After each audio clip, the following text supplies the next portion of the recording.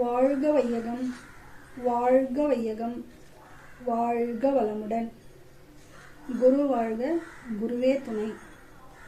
இப்போ நம்ம எதை பற்றி பேச போகிறோம்னா,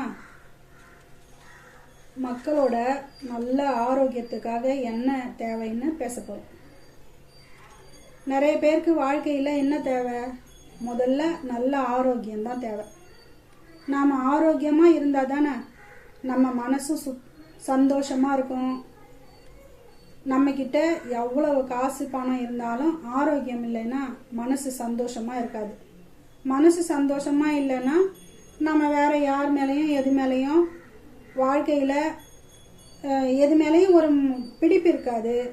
எப்போ பார்த்தாலும் நம்ம உடம்புல என்ன பிரச்சனை இருக்கோ அதை பற்றி தான் நம்ம யோசிச்சுட்டு இருப்போம்.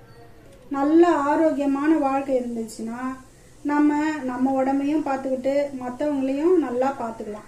இல்லாட்டா நமக்கு பிபி இருக்குது, சுகர் இருக்குது, இல்லைன்னா வேற ஏதோ நம்மளோட உடல் உறுப்புகளில் பிரச்சனை இருக்குதுன்னு சொன்னால் எந்த பண்டிகையும் சந்தோஷமாக கொண்டாட முடியாது. எந்த சொந்தக்காரவங்க வீட்டு விசேஷத்துலையும் நம்ம சந்தோஷமாக கலந்துக்க முடியாது, ஜாலியாக கொண்டாட முடியாது. நம்ம உடம்புல உள்ள பிரச்சனை பற்றி தான் எப்போதும் சிந்திச்சுக்கிட்டே இருப்போம். முதல்ல நம்மளை நம்ம நேசிச்சாதான் மற்றவங்கள நம்ம நேசிக்க முடியும். ஆனால் நான் நிறைய பேரை பார்த்துருக்கேன், அவங்க உடம்பு மேலே அவங்களுக்கு அக்கறையே இருக்காது. குடும்பத்தில் இருக்கிற எல்லாரை பற்றியும் யோசிப்பாங்க.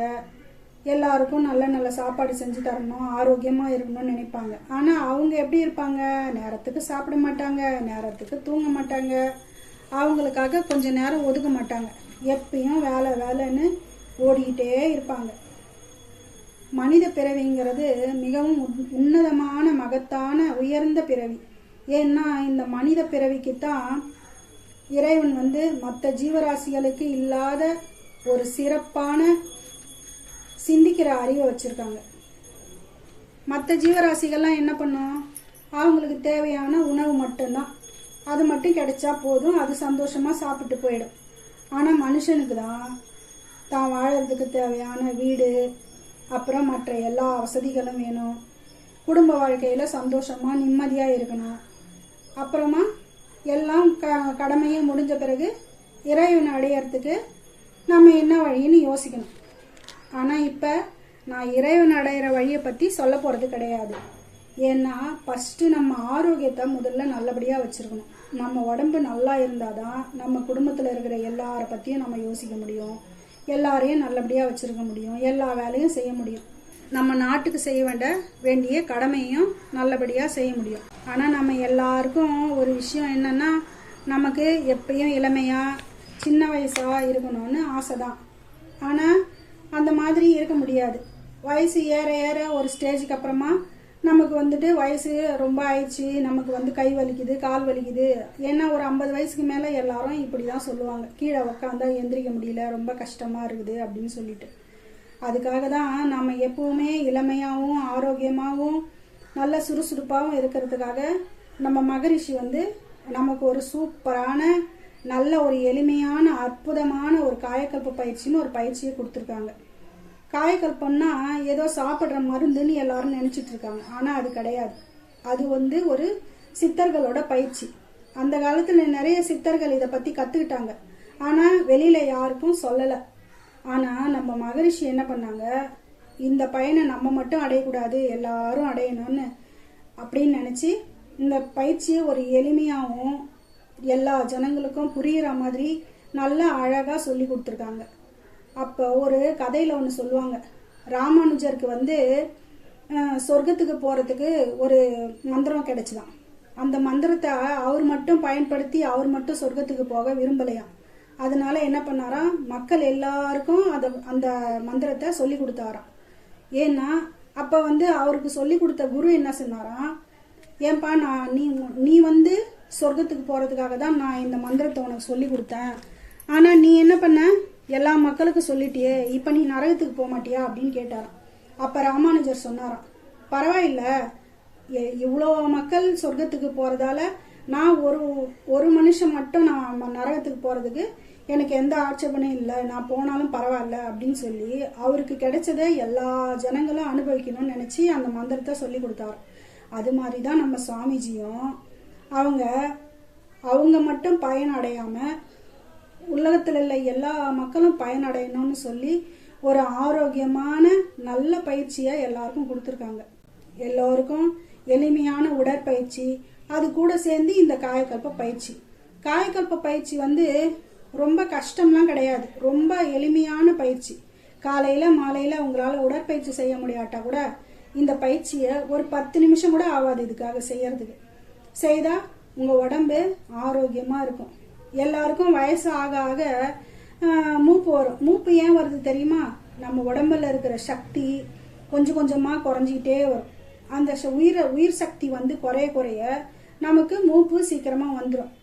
அது அந்த உயிர் சக்தி கரைஞ்சி சீக்கிரமா வெளியேறும் போது நமக்கு தன்னால உடல் சுருக்கங்கள்லாம் ஏற்பட்டு வயசான தோற்றம் வந்துடும்.